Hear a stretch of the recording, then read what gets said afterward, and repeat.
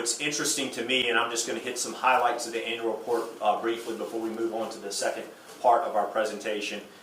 In the 12 years that I've been coroner, I've investigated 44,015 deaths since taking office. And of course that number grows every day as we investigate more deaths. When we break down some of those, one of the biggest death investigations that has been come to light over the last decade has been drug overdoses. We've seen the opioid epidemic in this community really expand to large numbers of people dying, and the overdose deaths in 2023 were 289.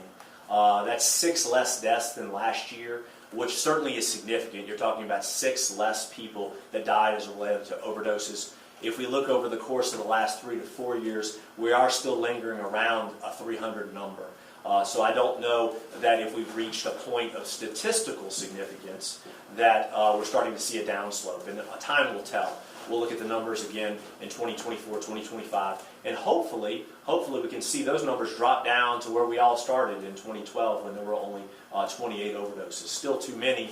We certainly would like the number to be to 0, but hopefully that's the trajectory we're shooting for. When we talk about mental health crises, we're charged in 2 parts of the law. One's called an order of protective custody, and since taking office 12 years ago, we've done 12,798 orders of protective custody. With that is another mental health jurisdiction of ours. That's called the coroner emergency certificate. That is when we are charged with keeping someone involuntarily for evaluation and treatment, and we've done 88,504 of those since taking office. And so you're looking at almost 100,000 mental health cases. What's interesting to me about those numbers is you ask most of the general public, what do I do as the coroner? And a lot of them are going to say, well, you investigate death, right? Because that's what we're most known for. But you're looking at numbers comparatively twice as much of our time, energy, and effort are dealing with people in mental health crisis in this community. And then lastly, one of our smallest jurisdictions, however, it is one of our most important jurisdictions, is the collection of forensic evidence in sexual assaults. And since instituting our regional approach to that throughout the state of Louisiana, we've conducted 2,176 sexual assault forensic medical exams on adults, both men and women, adolescents, and pediatric cases. And so we've seen that number begin to grow over the years, and that's alarming. It's especially alarming because we're seeing a lot of that involving the pediatric community and children that are affected by that. And so highlight those big figures. There's certainly a lot of other smaller figures in the report.